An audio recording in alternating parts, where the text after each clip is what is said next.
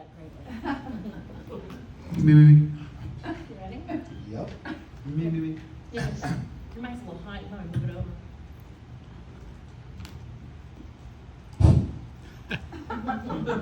Got it. And every sound person goes down. Right, please stop popping the mic. Right, All right. you have to be in the mic.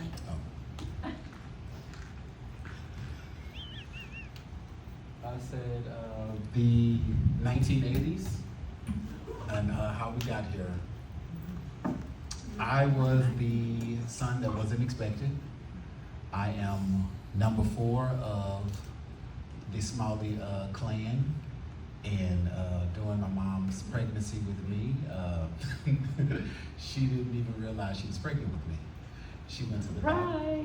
She went to the doctor, and she told the doctor, she said, I have the flu. And he's like, no, ma'am, I don't think you have the flu. She said, okay, well, I have pneumonia. And he's like, no, ma'am, you don't have pneumonia.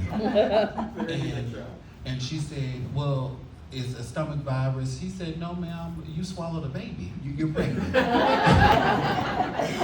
And so she was 6.5 months pregnant with me. And I was born March 16th at 5:15 p.m. on a Sunday.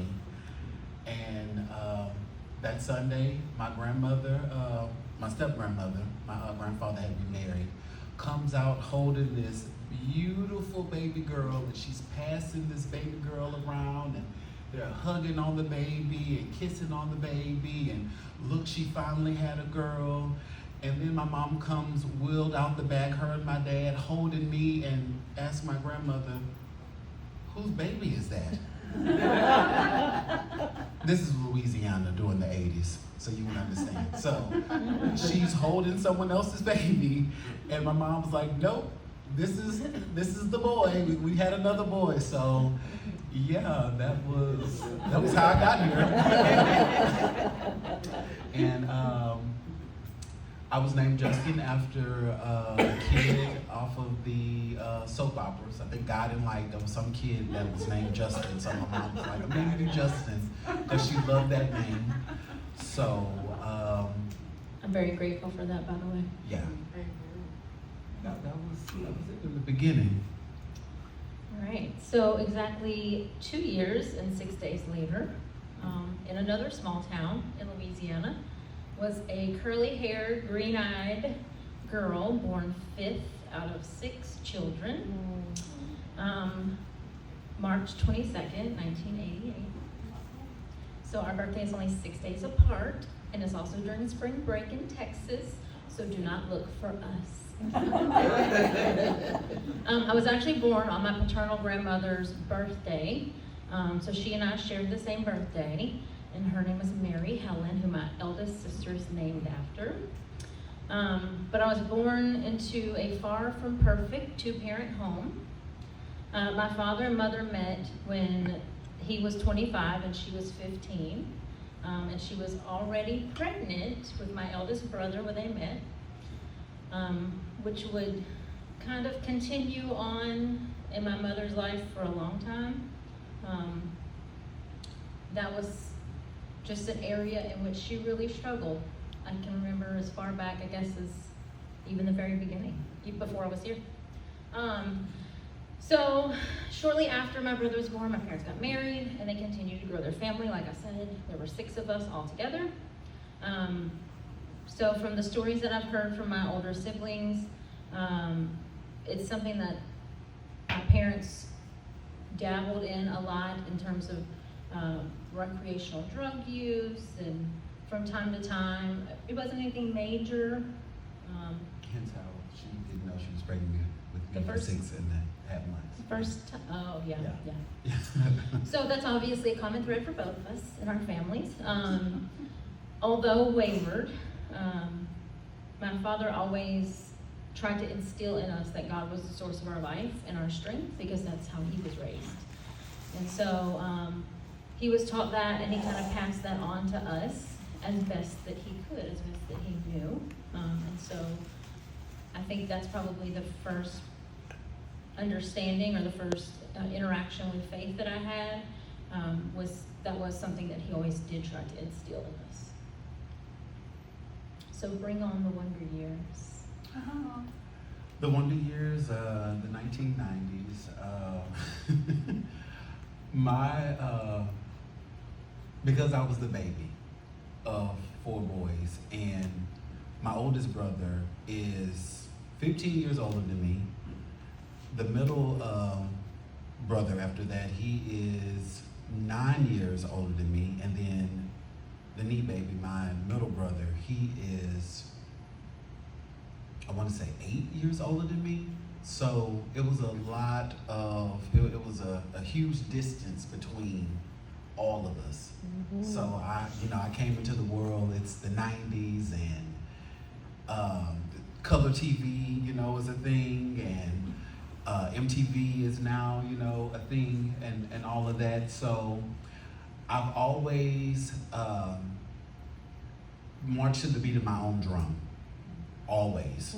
And so my mother used to say, "Oh, he's just peculiar," and that's just a cute way in Louisiana of just saying that I'm just weird. Yeah. I'm just weird. So that's something that was that I heard a lot describing me as a child. I was different because I enjoyed all types of music. I like rock music. I like country music. I like pop music. I like old school R&B. I love soul music. I like the little Mozart. I like to read. I had a vivid imagination. So I was different from my counterparts. He still is very Still, different. I like Peculiar. still peculiar. Yes, I like culture. I love to cook. Love cooking.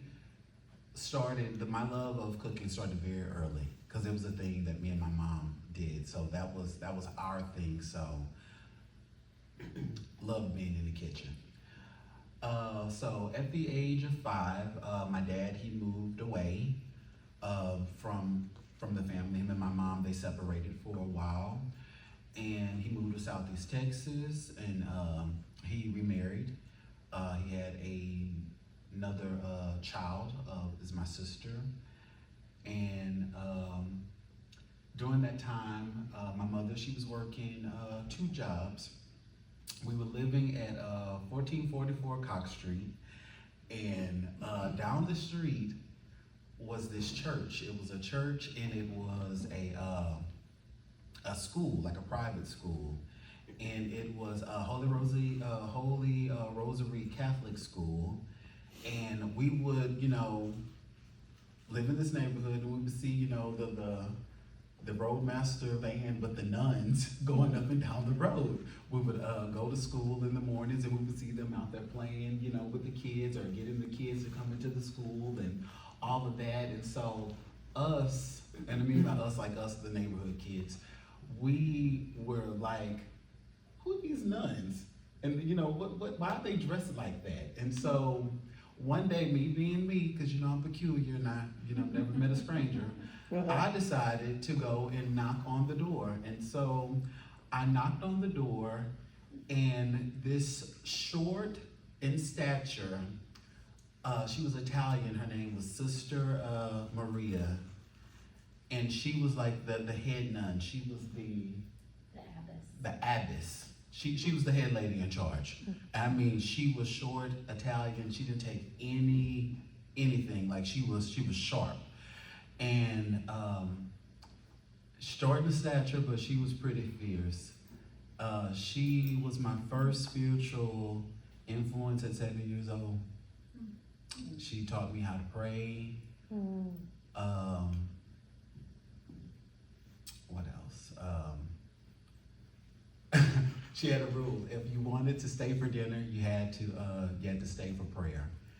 And so I learned about the rosary and praying. Sister Sandra taught me, again, because I love to cook. She taught me how to cook things in the kitchen. Sister Sharon was one of the sisters that was there. She was my best friend. She really was. And I mean, I thought she was the coolest woman on earth. She taught me about nature. She taught me that people could have rabbits as pets, because in Louisiana, Are we gonna eat that? Or we just... I didn't know it was a pet thing. So we would have those as pets. So Thumper was his name. Shout out to Thumper. He's probably been eaten by now. Yeah. Wherever he is. But they instilled in me hope. They gave me hope and they showed me different things. They exposed me to different things. Sister Sharon, she took me to my first Mudbugs game. It was a hockey game and it was with her dad for his birthday. So here we are with this nun and Sister Sharon, probably 6'2", curly hair, as white as the sheets on the table. But when we were out together and when we were together, it was just everything. It was everything because it was real love. And we would go to the diocese, Catholic diocese. They have like a Christmas party or a Thanksgiving thing. And here I am, just little like me, just walking around in the party, meeting the people. And they're just like, oh, I never felt unloved by anybody. I never, in my life, and I have to explain that to a lot of people, that my experience, and by my experience I mean like my black experience, been black my entire life, it is so different. It's so different from everyone else's because very early on I've been in a world. That's the goodness of God, has always surrounded me by people that have shown me so many other things. Amen. So many different things. So, the parties, holidays, fellowship, diocese, okay. I'm gonna fast forward a little bit.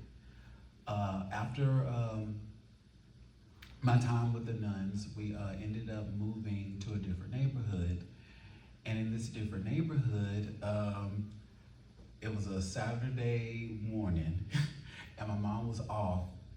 And the rules were on Saturdays, because my mom worked 2 jobs. She said, don't open the door for anyone that comes and knocks on the door. You can eat anything you want within reason, and don't wake me up. Mm. Those are 3 rules. Mm-hmm. And so my brothers, they're out and about, and I'm in the living room. Got me a big bowl. When I say a bowl that was this big, it was so big. The bowl was almost bigger than me, with King Vitamin cereal in there, and I'm working on it. And someone is knocking on the door, and I'm like, who's knocking on the door? And so I go and I look out the peephole, and there's 2 white men at the door. And I'm like, who are these white men? And I say hello, and the person on the other end says, hello, how are you? And I said, I'm doing good.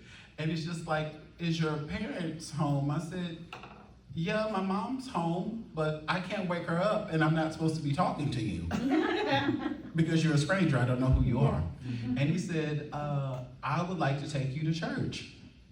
And I said, take me to church. And I'm just like, okay. So now the inquisitive mind that, again, God, church, community, family, love, I'm like, okay, well, he must be a good person because he said, taking me to church. So I opened the door, and, standing there, another person, he's standing there with another brother, and I think his name was Brother Paul.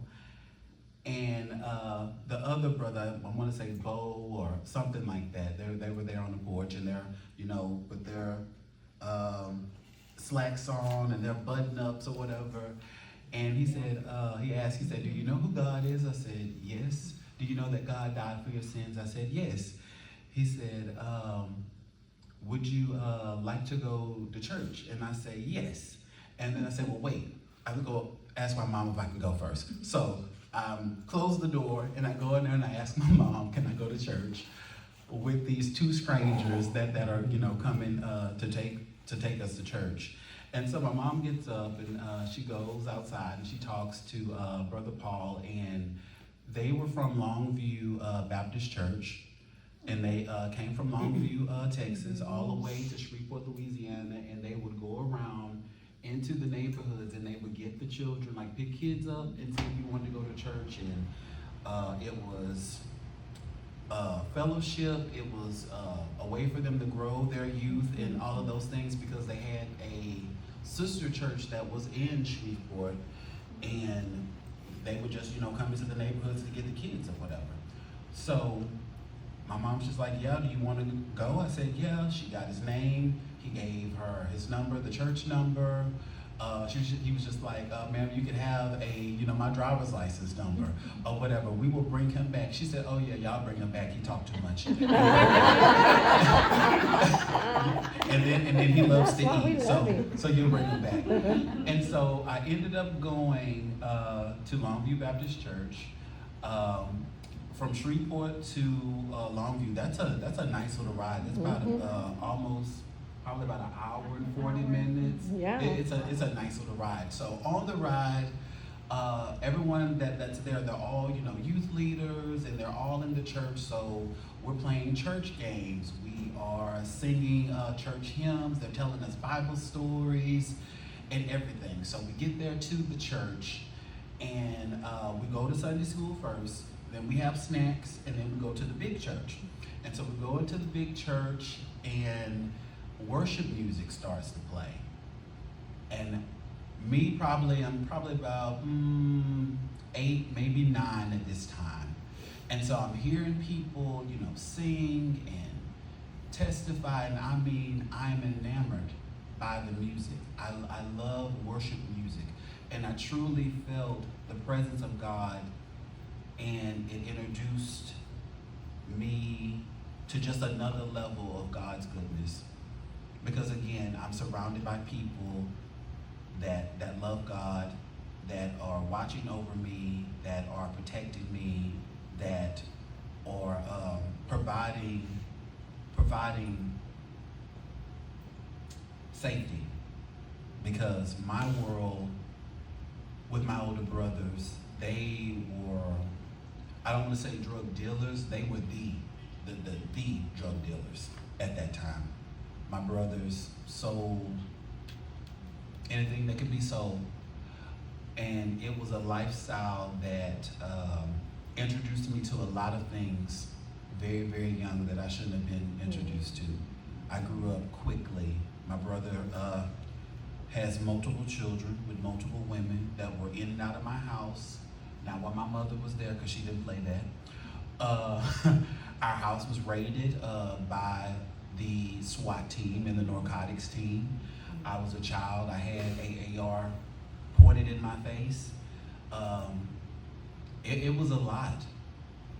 But one thing that was constant was God.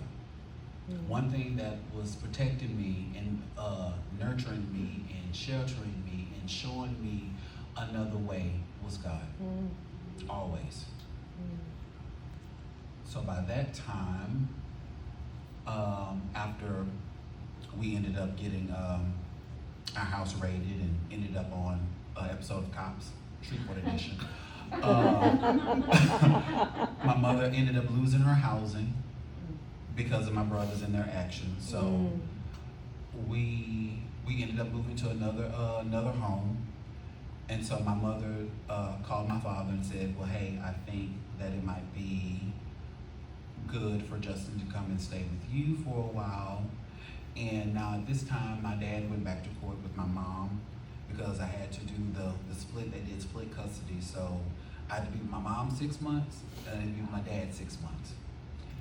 And so I went to go stay with my father in Port Arthur, Texas, while my mom needed time to figure some things out. And so at this time, this will be now the first time in my 10 years of living that I've been in a 2-parent household. It's always been my mom, just us, the boys and our mom. And I don't want to say I was bad, but I was a little rowdy at that time because, again, I'm the baby. I'm used to kind of having my own way and doing what I wanted to do.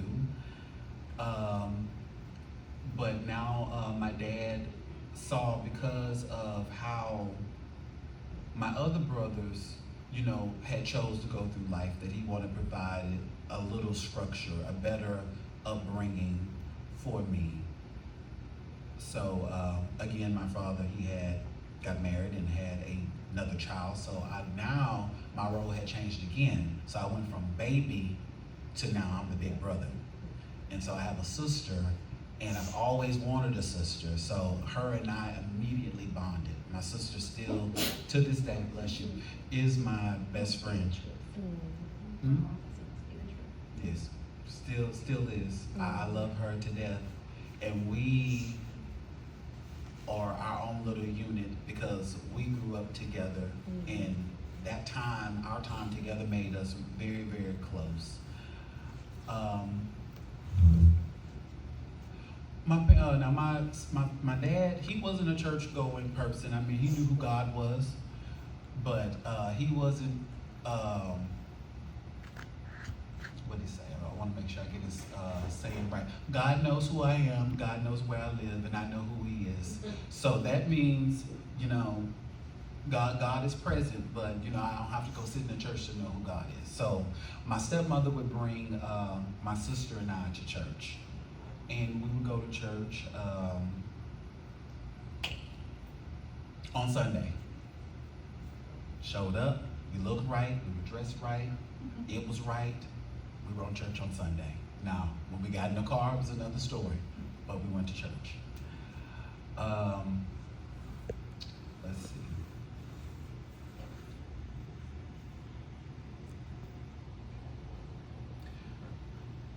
Moving to Texas and moving with my dad, it was a little jarring for me because my dad had already made family, because he had 4 kids, and then you left those 4 kids, and now you have 1 child. So the dynamic was difficult, to say the least. My mom, I miss my mom a lot. I miss my brothers a lot. I worried about her safety because of my brothers, their affiliations with people. So it was a push-pull thing. It was a push because I know that I needed to be exposed to different things, and I dreamed of having a bigger life and a different life and being somewhere different. But it was a pull because I didn't want to leave my mom, and I didn't want to see her living the way that she was living. And so it's about 7 months. I'm now with my dad. Things are kind of normaling, like going to normal. And my dad tells me that my mother had been shot. So he told me that my mother had been shot. I called my brother, and he's just like, yeah, y'all need to come down here. Mom's been shot. She is in the hospital. Y'all need to come down there. That was on a Thursday. I missed school that Friday. By the time we got to Shreveport, it was Saturday morning, and my mother was in a coma. She was in a coma for 2 weeks.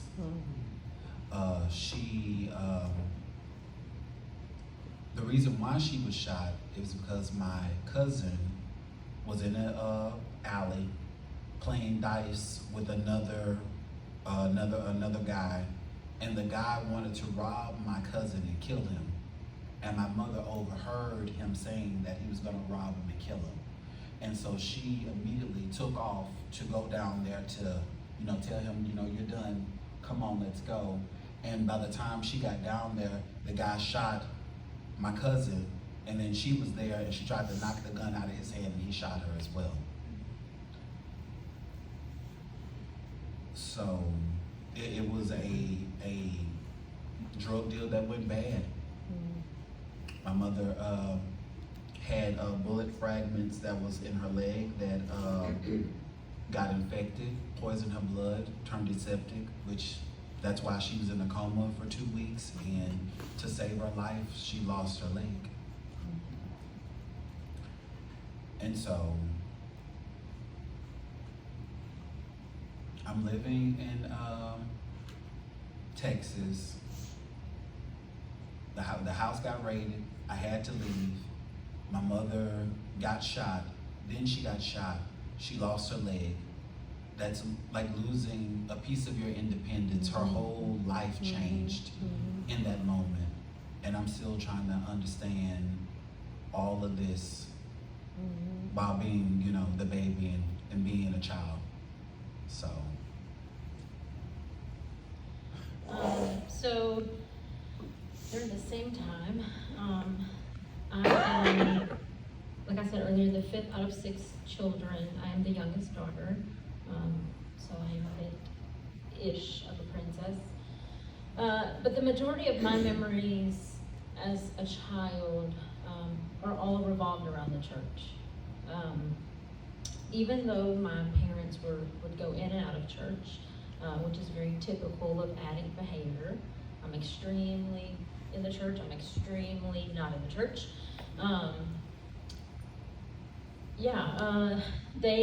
Before I was born, there was a business that was ran by my family. My father and his brothers and my grandfather owned a very successful seafood shack. We were only about 20 miles off the Gulf Coast, and so in the Southwest Louisiana, and so those were the good days, and I hear all the time about the good days. I wasn't a part of that.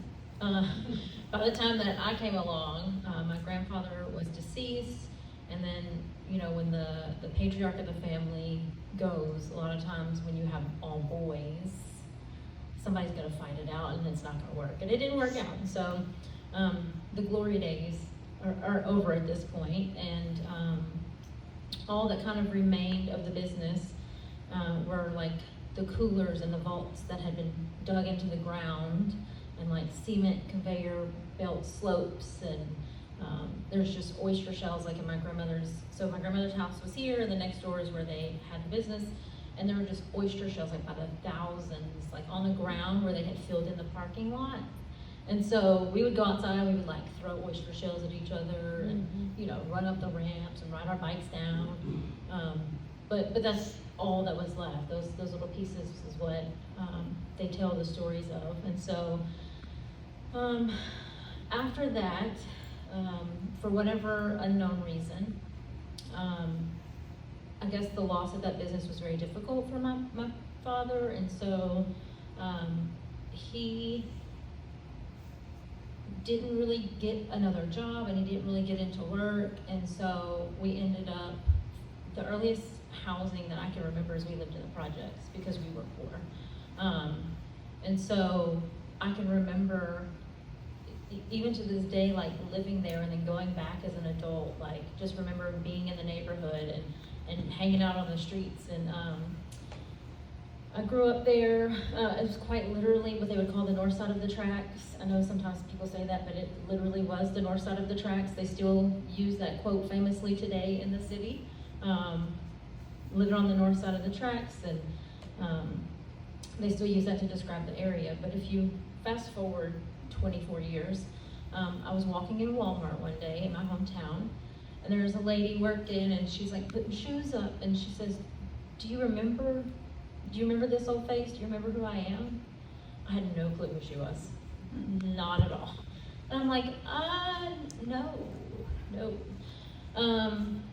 And so it was this little godly black lady that was working at the Walmart. And she said, you don't remember me? And I'm like, no, I'm sorry, I don't. And she said, you used to come over to my house all the time. And it's like I instantly recognized who she was. When I really looked at her face and she said that, I was brought back to the projects. She lived one row house behind us, directly behind us. And she would sit on her little stoop in her little white plastic chair, and I would go over there and hang out with her all day long. I just remembered being there for hours. And she would sing hymns, and she would just worship and pray. And so I still to this day, I can't remember her name, but I know her face. Just seeing her again as an adult just triggered that memory, and I can't forget it. And so now every time I go, I kind of like walk the aisles, and I'm looking forward to see if I can find her.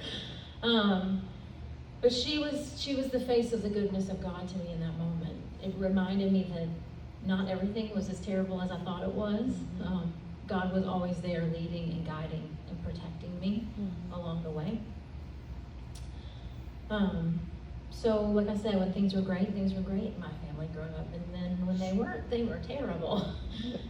So she was one of the other memories distinctly I have. I was a very small child, and at this time my parents were in church. We would get in this old classic Oldsmobile when you weren't required to wear seatbelts, and we would pack all 6 of the children in the back seat, and some in the front, and some on the floor, and we would go to church. And the church we were going to at the time was an Assembly of God church. That's where my family really went to church a lot, so we were kind of raised in that denomination.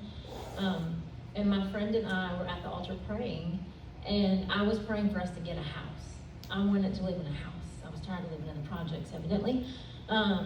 And her parents overheard us, and then the church kind of gathered some resources and bought us a trailer.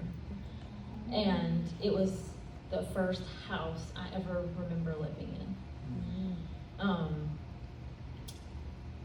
It was great. However, when you give things to some people, they don't really know how to steward it. If you don't ever really learn how to steward things, they don't really steward it. And so that became a decline, because now we had somewhere to live, and we weren't in the projects, and we weren't in the limelight, and people were always next door to us and couldn't hear what we were doing, and all those things. And so, even though the goodness of God was what brought us that blessing, it didn't stay there. Many things began to change after that. But that one thing still remained the same for me. Homes require utilities, and utilities require money, and you have to feed 8 mouths, and all those things. And when you're living in the projects, it's usually based on your income. And so at this point, we have little to no income, so something has to be done. We have to make money somehow. We have to do it quick. So what do? You also become a drug dealer, because you can make money quick. So my father became, much like his brothers, one of the biggest drug dealers in Southwest Louisiana, in one of the largest parishes in the state. And would do that well into my late teen years.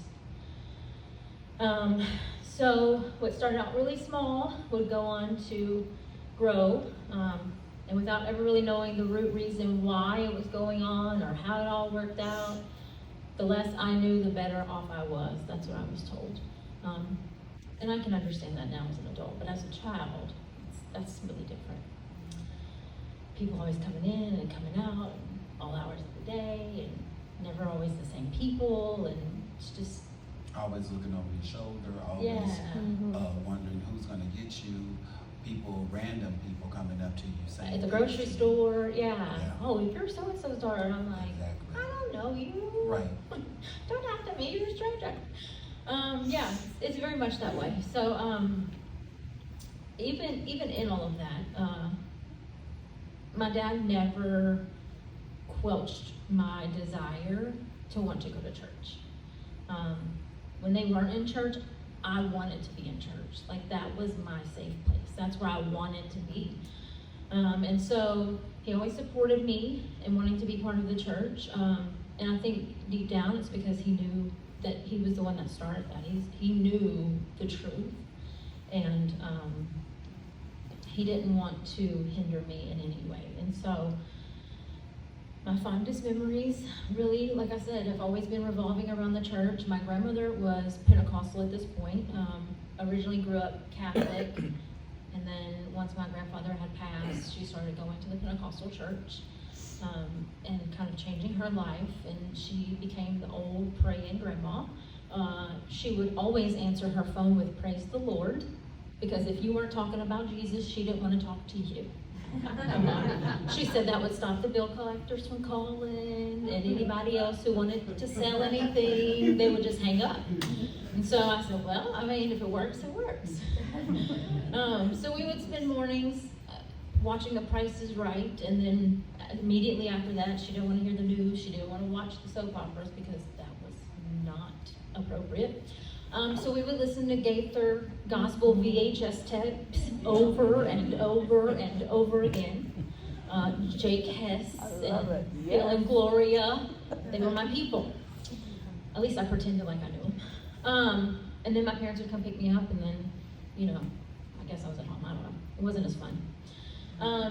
I do remember, though, as a child, even running the projector at the church when my parents were in church. The old time projectors, like you slid the transparencies on and took those off. Yeah, that was, maybe that's where my love of teaching started. I'm not quite sure. But I got to run the projector, and that was always cool. I would go to church on Sundays with any church van that came by the neighborhood. Like the first one that was out there, I was dressed and ready. I was that kid. Like I'm waiting with my Bible so I could get my extra sticker because I brought it. Like I'm coming. That was me. That's what I wanted to do. So eventually I would start going to church with my grandmother. She would pick me up and we would go on the weekends, me and my cousin. And that's really around the age of 12. Where I was really met face to face with the goodness of God. My life probably forever changed at that point. I received the baptism of the Holy Spirit, and I was baptized. And nothing was the same after that. I was the bold, crazy one. Like when drug addicts would come to the house, I'd be like, "Do you know Jesus?" And they'd be like, "Yeah, leave me alone." Or my sister's friends. My sister was rambunctious, my middle sister. And her friends would come over all the time, and they were talking about crazy stuff, and I'm like, "We're not going to talk about that. Did you know about the goodness of God?" And I'm like, "Yeah, leave me alone." So that was me. I was the Jesus freak of the house. But someone had to be. And I'm okay with it being me. I got a very strong sense of identity growing up that way. Being part of the church, I was always that girl. Like there's not a time that I can remember any separation of the two. And I'm very grateful for that. This would keep me, like, through my youth into adulthood. Anywhere I was, it was the church. If it was Monday for prayer, and Wednesday for Bible study, and Friday for youth, and Saturday to clean, and Friday for youth, Saturday to clean, and Sunday twice, and I was there. Like choir practice in between, like you had enough time to go home, eat lunch, change, fix your hair, and get back to church. Like that was it. So that's where I was. That's where you wanted to find me. That's where I would be. And go. Well, we're going to go into the 2000s. He titled all these, by the way. I call this one Trial and Error. And so for me, I was a little bit wild. I said Hannah Montana because I wanted the best of both worlds. I had the best of both worlds. I had structure with my parents that lived in Texas, and I could go in the summers in Louisiana and run wild and free. On one of our trips to Louisiana, my dad and I probably was about 13, and my dad said, "Okay, son, this is the day that you learn the most important lesson you're going to learn." And I'm thinking, okay, we're going to talk about, life. You're 13. We're going to talk about life, the birds and the bees. Something, something like that. That's what I'm thinking.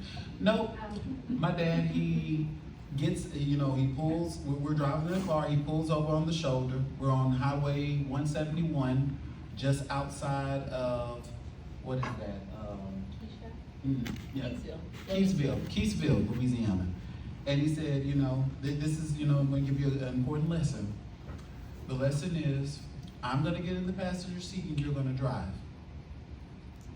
At 13. And so I said, okay. He said, there's no one on this road. It's a 2-lane road. I think you got it. I learned how to drive when I was this young.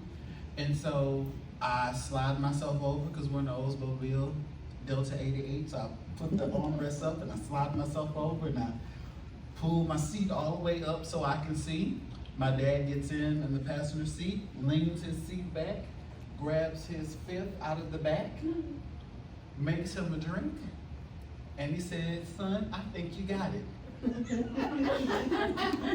No left, right, no stop, no Hey, refresher. No, hey, he said, "You watch me enough." And so I had it. I drove from Keithville, Louisiana, all the way to Center, Texas. You know how far that is? That's a long ways with no problems. No problems. And he said, "Son, I told you you had it." and then he said, you know how I know you have it?" I said, "How, Dad?" He said, "I didn't even spill my drink." And I was like, "Good for you." While shaking and sweating. Yes. So Oh my it was God. another goodness of God that nothing happened to us. Yes.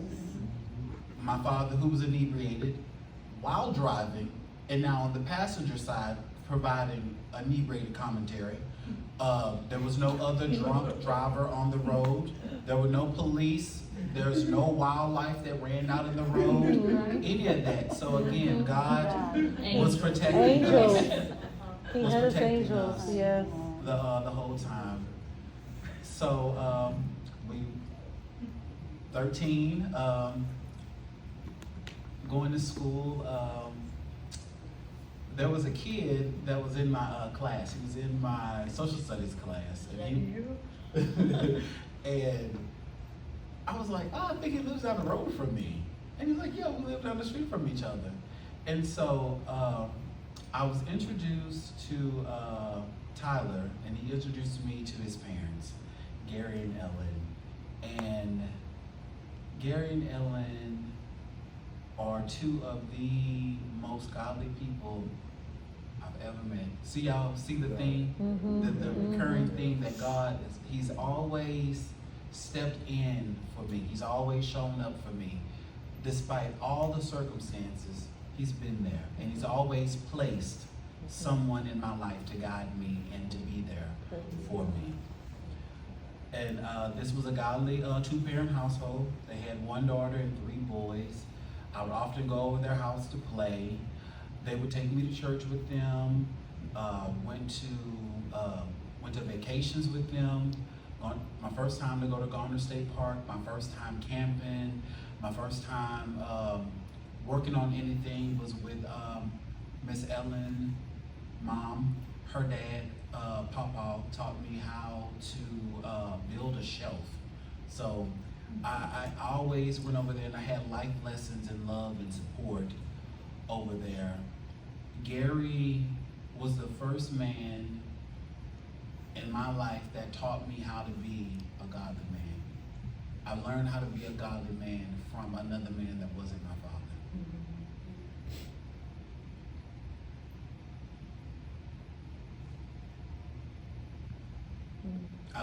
I look back at that and I realize as an adult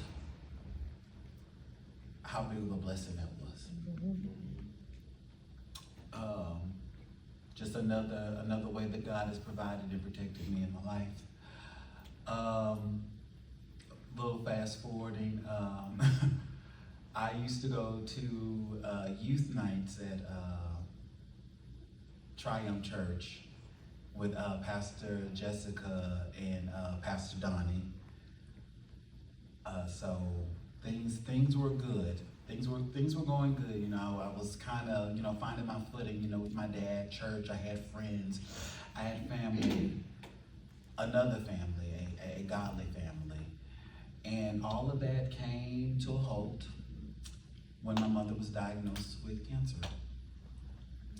My mother was diagnosed with cancer. She had stage 2 cancer. So my brothers, they're in the street running wild. They don't have time to take care of Mom. We gotta get, this money. We gotta get, but my brother said, we gotta get it how we live. So, we can do what we can. So I had to put my life on hold. I moved back to Louisiana. I helped take care of my mother. Between going to school, I brought her to every doctor's appointment. I would miss school sometimes to bring her to treatment. I provided all of the care, all of the cooking, all of the bathing, all of the things that I could do while working, because I had to help my mother.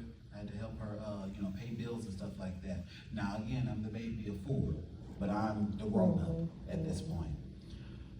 My brothers lived in the same town, even down the street, while not interceding or helping with any of her needs. But those were her children the same. My mother would overcome cancer. She beat it. She was now at this point cancer-free. But that, again, now that I think about it as an adult, that's a hard thing to put on a 14, 15-year-old Yes, child. yes. To really see, and then again, my mom, she's my hero. To see my mom not being able to take care of herself. And so it's one of those things where at that point, I'm still, I'm a baby, really a baby, but I'm a baby in my walk and with God. And I'm really asking myself, how is it a person that's so good? My mother, I can't remember a house that we've ever lived in where it's ever been just my brothers and I. We've had family members, we've had cousins, we've had fake cousins, makeshift cousins, people, friends of the family that all came and lived with us. My uncle, he's still alive. My Uncle Willie D. Willie D is not in here. That's another day. He's not, he is not, he's a whole story. He's his whole lifetime movie. He is. But he's lived in every house that we've ever lived in. And my mom has taken care of multiple people. My mother's a good person. She works, she provides, for my brothers and I. We may have had food stamps, and we might have not lived in the best of homes. We may have lived in the projects. My brothers may have been drug dealers. But one thing that I do know is this: my mother was a woman that does not exist anymore. My mother was the woman. And it was so hard for me to understand that, God, my mom is such a good person. My mom is such a wonderful parent. My mom is a saint. Why is it that you would allow all of these things to continuously keep happening to one person? And my mom did not cry. She didn't feel sorry for herself. She didn't waver. She kept loving. She kept being the person that she was. It made her be more even. So it was just crazy for me to see that all these things just kept happening to her. But she was just like, you know what? God got me, as she would say. God got me. And he did. And so my mom, she's now a couple of months, probably about 8 or 9 months, clear of cancer. She's good. I said, well, I'm going to go back and graduate with my friends. And so I ended up moving back to Texas. Because I would go back and forth so infrequent, I had a lot of credits to my name. So I got to graduate from high school early because I had so many credits from going back and forth throughout the years. So I came back to Texas. I graduated from high school early, and So I would grow up in the Pentecostal church. Like I said, I started going to church when I was 12. I would get picked up on Friday after school at this point because I'd made friends with everybody. I would get picked up on Friday after school, and I wouldn't come home until Sunday night at 10 o'clock whenever we got done eating after Sunday night church. And my parents they didn't care. I was with the church folks. It was fine. And so I learned a lot about life from them. I learned how to wear a slip, okay? Because most ladies don't know how to do that. I learned that at a very early age, and deodorant, and all those hygiene things and all these things I learned from the ladies of the church, how to cook, how to be a lady. How to be a lady. And so that was very important growing up Pentecostal. And so we would do all the things. We would clean the church on Sunday, like I said before, and prayer and all that stuff. A couple of years into going to the church, I had heard about this couple. I was so funny, and then they were like, you were the male version of this person. He had used to go to the church before I got there, and he left to go get married, and they came back and became the youth leaders. And so I immediately just bonded with them, and they became like my second parents. I would spend like days and weeks at their house, and my dad would call and be like, do you want to come home anytime? And I'm like, no, I'm fine. And he'd be like, okay, you need to come home. And I'm like, okay, fine, whatever. So at some point he would call, and then he would be like, oh, I'm coming to pick you up. And I'm like, I don't want to go. And I would be upset because I knew what that meant. That meant I couldn't be there on the weekend. I wasn't going to go to church, and we were going to come to Houston. As exciting as that may seem, it's not. It was great. We would come and eat out, and we would get to go shopping and do fun things, but I knew the real reason why we were coming. We were coming to pick up a load, or we were coming to sit in the car for hours, and we would doctor hop from doctor to doctor, get prescription to prescription, go to pharmacy to pharmacy. Was Telephone Road and all the places. We were actually over there the other weekend, and I was like, I said, I know this street. And he's like, you do? And I'm like, yeah, it looks just the same. Yeah, I know this street. He's like, it's Telephone Road. He's impressed because I am not directions. I still use GPS to get to work most days. And we've lived here for almost 5 years. So I'm like, I know this place well. And he's like, I really forget that your parents, and I'm like, yeah. Southeast Houston. So, yeah. Coming to Houston, it was fun and all, but it wasn't what I wanted to do.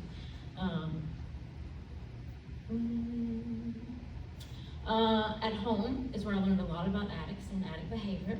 I learned about the streets and drug dealing, and I could have done all of those things because I was really smart. I was book smart, I was street smart, but it just wasn't in my nature. It's not anything I ever really aspired to do. I saw what it did, and I didn't want it to do that to me. I just had no desire for it. And the craziest thing is, not only did I learn about the streets and addict behavior, but my father really was my first spiritual leader. Even though his circumstances led him to tough decisions, he would still supply and minister at the same time. He would tell them about God, and he would tell them that there is hope, and he would tell them that all while taking their money. And the crazy thing is, many of them eventually would come out of addiction. And when they did, they knew where to go. I think a lot of times for some addicts, no one ever tells them that after the addiction part, where do you go? Who do you turn to? That's how they fall back into addiction. So he really, I guess, continued to try to be the hands and feet. Well, not, I don't know, it was weird, but okay, I get it. As an adult now, I'm like, you do what you had to do, I get it. Did you have family in ministry though? I did. So the drugs of choice that were from our home were mostly in the form of pills and narcotics and things like that. So I had 2 uncles. My father had 5 brothers. His 2 younger brothers were both Pentecostal preachers at one point when they were in the church. And then when they weren't in the church, they were on drugs. It would ultimately take both of their lives and the life of my cousin. My mother would always have dinner cooked before we got home from school so that she could always feed the addicts before they left because we didn't know when they would eat or if they were eating, so we made sure that they were fed and had whatever it was they needed. Like I said, my father was very giving and would give you the shirt off his back, and that's just who he was, and I think that's who I also learned how to love and serve people from. And so the goodness of God, however, spared me. It spared my life. And most of my siblings, for the most part, I could have been, like I said, a drug dealer or worse, an addict. And God had greater plans for me. And my heart always belonged to him. And so I wanted to do anything I could to please him, and that's where I wanted. And so it was really my refuge and safe place in the church. Kind of already talked about all that. I do want to give this little caveat, because I did grow up in a very, I don't know my nice way to put it, a church that believed a lot in religiosity, I guess is a good way to say that. So by no means were the church people perfect either. I learned that as an adult too. Honestly, the family that had taken me in and pretty much raised me, come to find out, were having some inappropriate relationships with my friends in the youth group. Same sex, minor children. God spared me. My best friend, her father, who was a minister in the church, had abused her, and I didn't even know, and I was over there all the time. Had also attempted to abuse other children, my friends in the church. And this all came out when we were adults. And I'm just like, how did I miss that? I didn't miss it, I was spared. And I'm grateful. I told Justin, I was like, I've never been so grateful to be the ugly duckling in all my life. Because it was a true blow up for me. So, fast forward a couple years, we live in Southwest Louisiana, so it's, and even here, no big surprise, hurricanes, right? So that was always a major thing when we were growing up. I was probably about 15, and we were leaving to evacuate from a hurricane, and my dad stopped at the end of the driveway, and he said, I want you to pray. He said, because I know God hears you, and I know he honors you. And I prayed over our house, and when we came back, it was the only one standing in our whole neighborhood.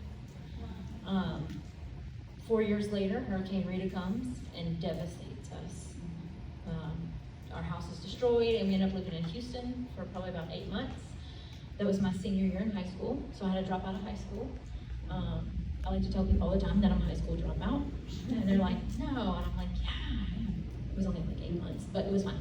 So I was a high school dropout, went to summer school for like a couple weeks, and then got my GED, took my ACT, and I went to college in the fall, because that was my plan. I had to get out, and I thought education was the way to do that.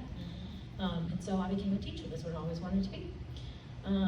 So while I'm living on NASA Road 1, he's living up the street because we live so close in proximity. His house, they couldn't go back home either. And so I graduated high school and then went on to get a degree in education. 20 years old, 19, 20 years old, I'm making probably about $1,200 a week. I'm living in the big city. I got my fancy car. I'm doing me, and by doing me, I'm drinking. I'm using recreational drugs. Just out there living the fast life because I'm in the city. I can do Who's what I gonna want. stop you? Who's gonna stop me? Who's gonna stop me? The Lord. That's who stopped me. So it was a period of where I realized that, okay, on paper, I'm very successful.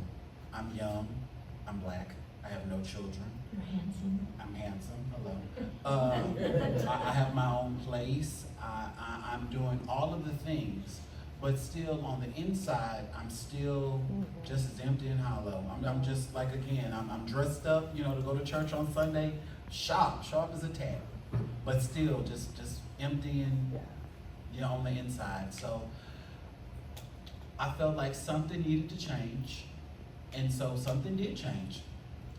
I didn't put this or plan on saying this part, but there was one night that I had went out and I had a lot to drink, not a little bit, because at that time I was drinking my feelings. I had a lot to drink, and I was coming off of a on-ramp on Highway 59 and took the on-ramp too fast and overcorrected, and I crashed head on to the side of the highway. I didn't hurt anyone else. My car was completely totaled. But I called my dad, and I remember calling my dad, And he said to me, he said, son, how much money you got? And I said, what do you mean? He said, oh, you're going to jail because you're driving drunk, and give me a call in the morning so we know where to come and get you. And I realized at that point that I had everything in the world. I was young. I was running wild, but not wild. But I just wasn't happy. I wasn't happy with the way that my life was going. I wasn't happy with myself. I wasn't happy with just existing. And so a nice little guy with a tow truck company came and he said, you need to clean yourself up. Go sit in the truck. I went and sat in the truck, tried to, get my disheveled self together. The police took the statement, and the guy ended up talking to the cop, put my car on the back of the wrecker, and they took me home.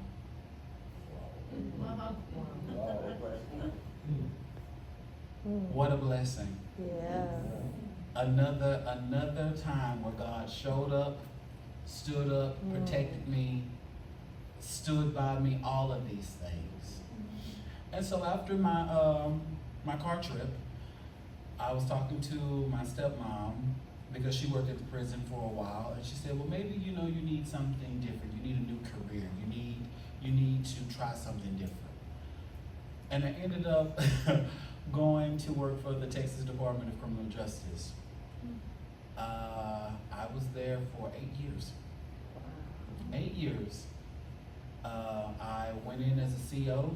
I went from a CO to a transportation officer, from a transportation officer to a key officer, from a key officer to working in admin, from working in admin to working in the count room. From the count room, I went to the armory. I got promoted in the armory. I was a sergeant. So I was a sergeant over the armory. So now I am the 4th person under the senior warden at the prison. I'm probably 21, 22 years old.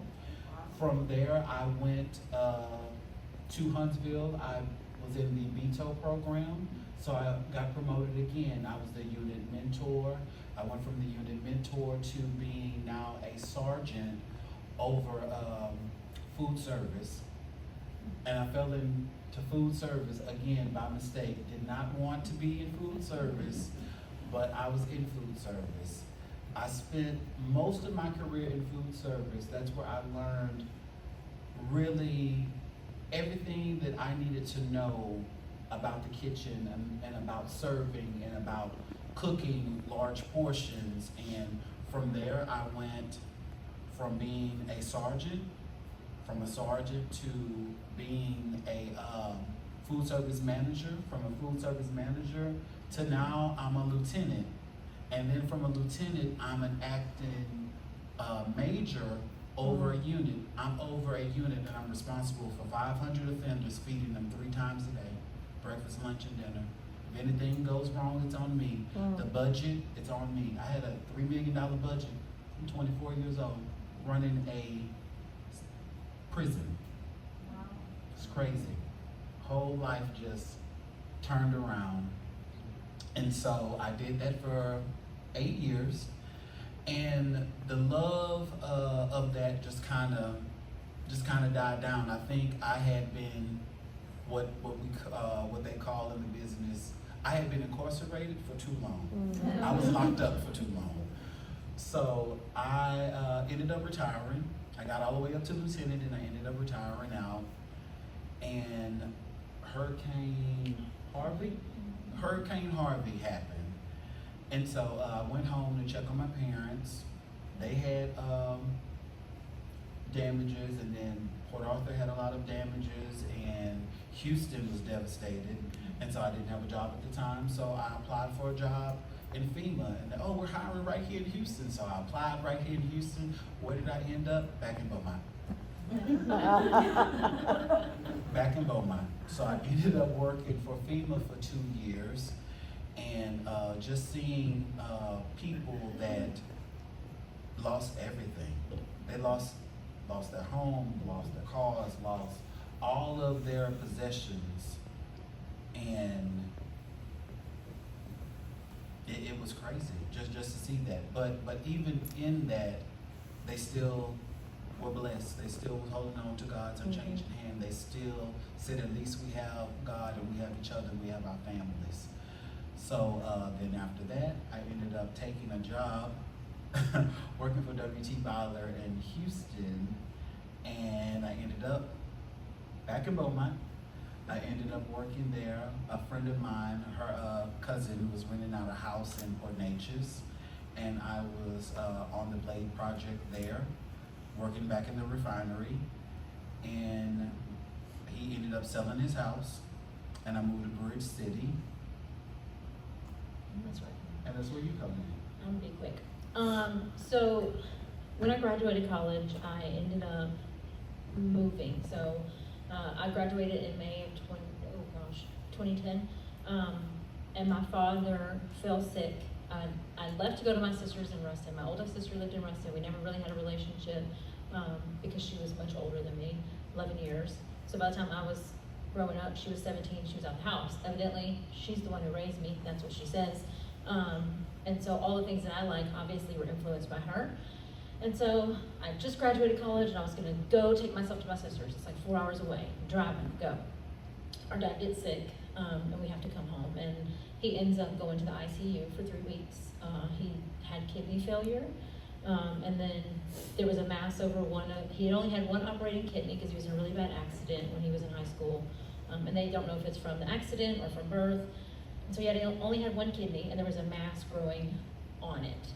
And so it wasn't functioning. And so then couldn't filter and he turned septic because he couldn't filter the antibiotics and it was too rough for him to move and all these things.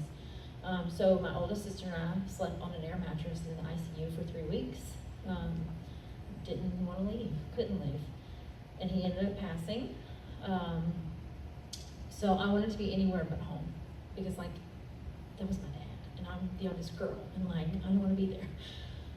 Things wouldn't be the same. And so I ended up moving to North Louisiana, probably about 60 miles from Shreveport while he's in Shreveport and I'm in Ruston. Fast forward, I moved back home 3 years later and I ended up teaching in Johnson Bayou, Louisiana, which is literally on the Gulf Coast. Like I can see the water from my office. My office didn't have a window, but I could see the water from the windows. Where I met Ellen Childs, who is his neighbor, godmother from down the street. And all I hear is about Justin this and Justin that, Justin this. And all he hears is about me. And we never meet for like years. We never meet. But during that time, I come home and I raise my sister's 2 kids. So my sister has 2 children. They were with me even when I was in college. I had them all the time. And then whenever I left and came back, it was real easy for me to be the live-in nanny again. And now she'd go be wild and free and do what she wants to do, which I was fine with because I knew they were better off with me. And so they did whatever I did. We all know I'm going to church, so they were at Sunday school when I was at Sunday school. And I started doing children's ministry because they were in children's ministry. And I wanted them to know the goodness of God just like they were my own children. And even to this day, if they need something, they call me. And they're 19 and 17. And so it was very funny because when we first started dating, my sister was telling them something. And they're like, whatever, they're not doing it. I was like, what did she say? They're like, yes, ma'am. They get up, they're like moving. And he's like, oh yeah, they respect you. I'm like, yeah, because they know better. You're the mother.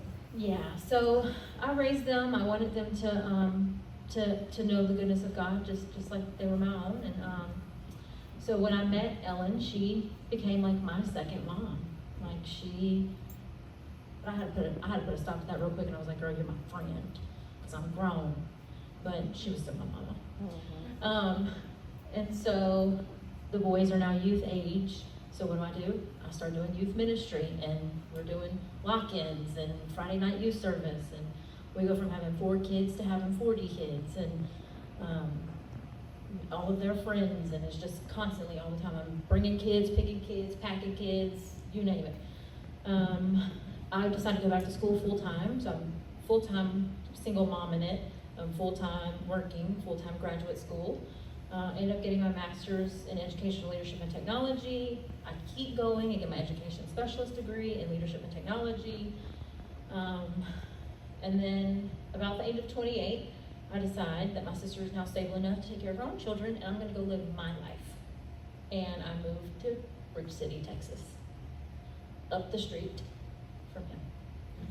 Don't know him, still haven't met him. We're literally less than a mile from each other. Yeah. So for the first time in my life, I'm living by myself, literally first time in my life, at 28, living by myself, up the street from him. And so that eventually was a really rough time for me. I lost my way a little bit because I'm living on my own. I'm my own lady now, and I'm openly dating and seeing other people, and I hadn't really found a church, so I didn't really go to church for a little while. Sorry. And I kind of forgot who I was and what I was called to do, and so it didn't last long. My stint was very short in comparison to some others. But I was actually going out with a guy that he went to high school with. And I was at Ellen's house, and he walks in the door. And she says, well, tell Justin about your love life. And I'm like, okay. So I'm like naming all the guys, because I'm openly dating. Like, I'm not committed to anybody, I'm living my best life, right? I'm like, oh, I went out with this guy, but he's not really it. And he's like, well, how do you feel about this guy? And I'm like, no. And then I just leave the other guy out, because I knew they knew each other. And she's like, no, tell him about your local boy. And I'm like, mind your business. And he's like, ooh, you're dating him? And I'm like, dating is a strong word. We've gone on a couple of dates. He's like, he's so beneath you. And I'm like, well, thanks. I mean, that just really boosted my confidence. So yeah, you take it from there. So,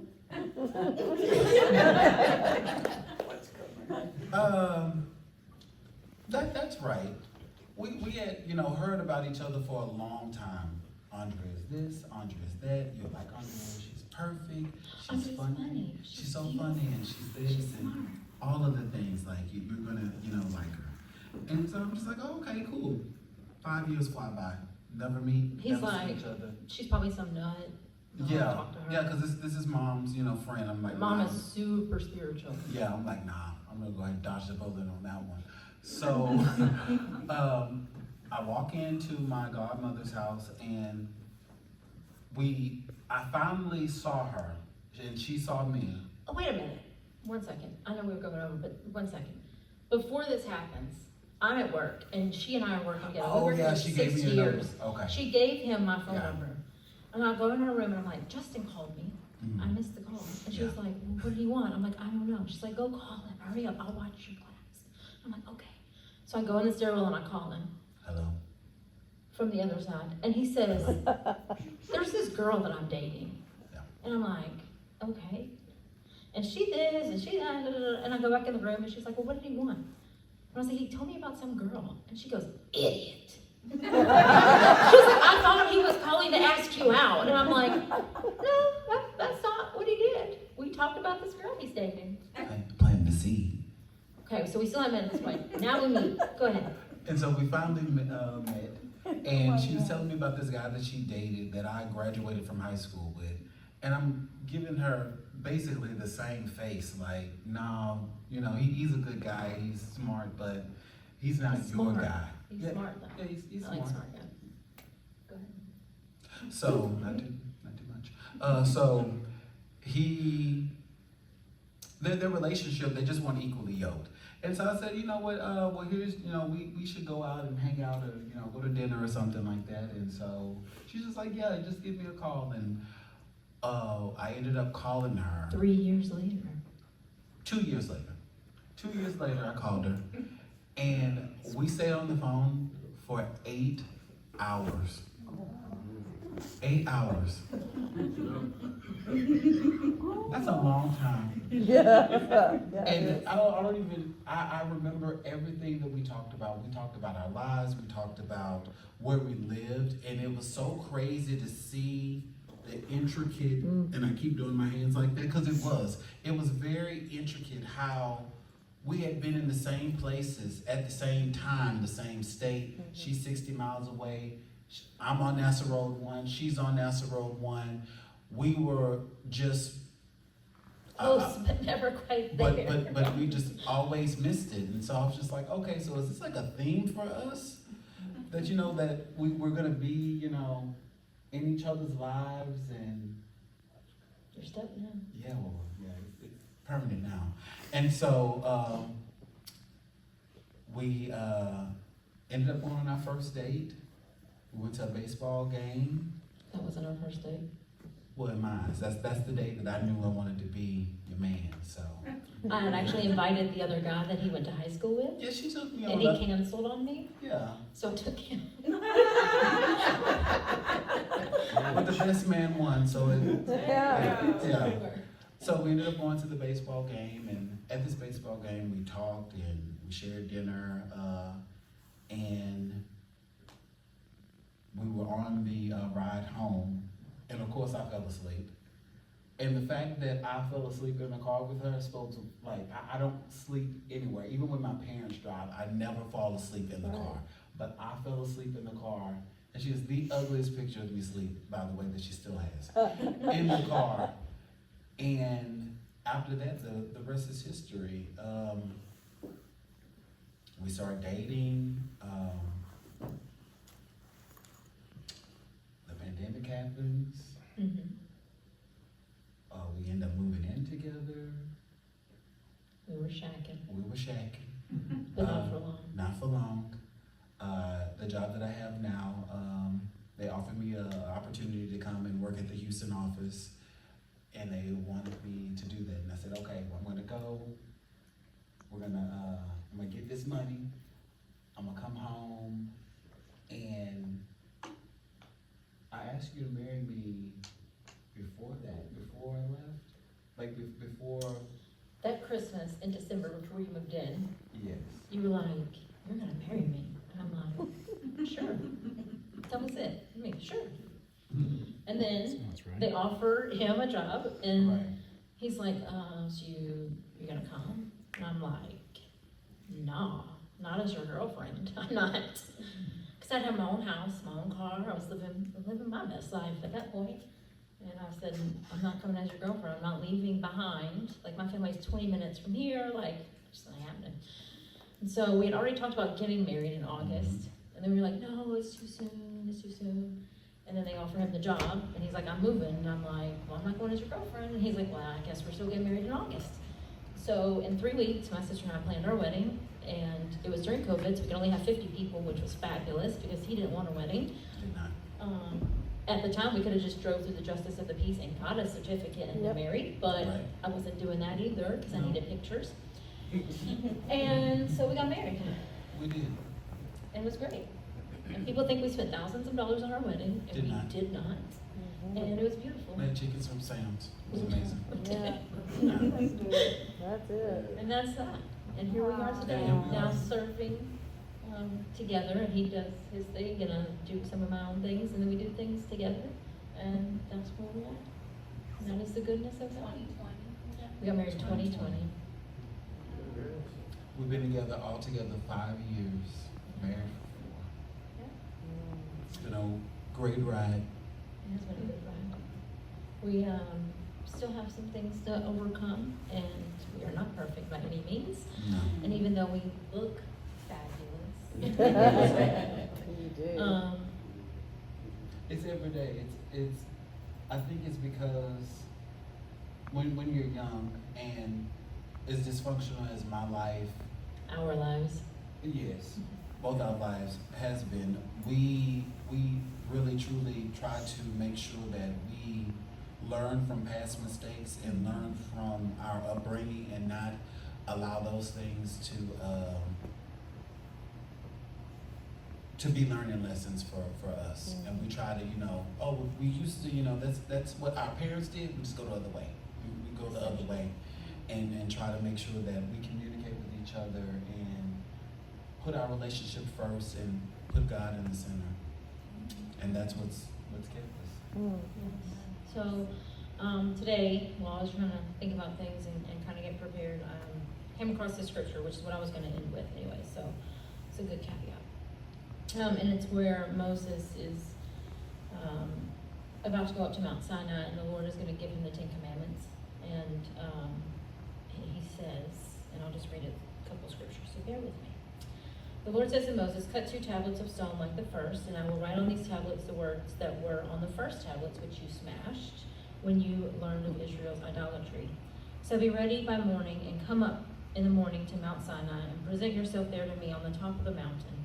No man is to come up with you, nor let any man be seen anywhere on the mountain, nor let flocks or herds feed in the front of the mountain.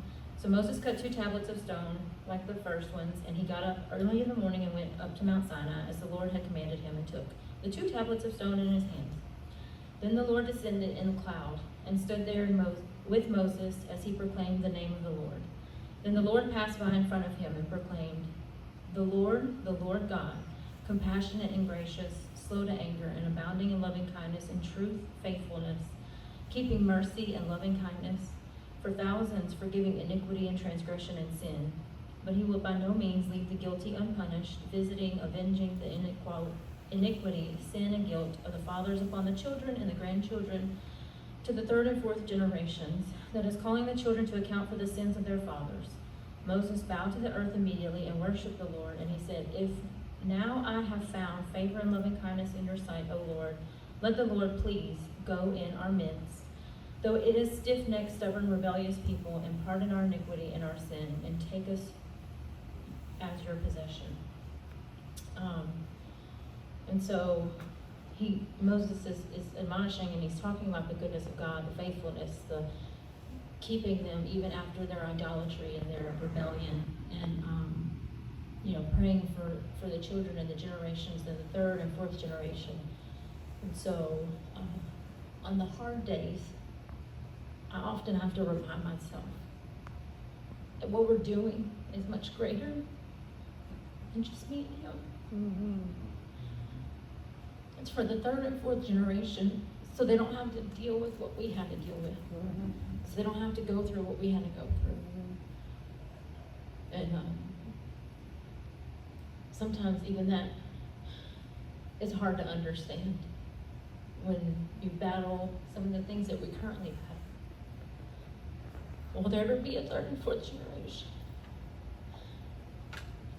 But I believe that God has put us together for this very reason, and that's just a block that the enemy is causing for us to lose sight, for us to lose hope, and to forget the goodness of God and how much He's carried us and protected us our whole life. Because He is faithful and He's not going to stop now.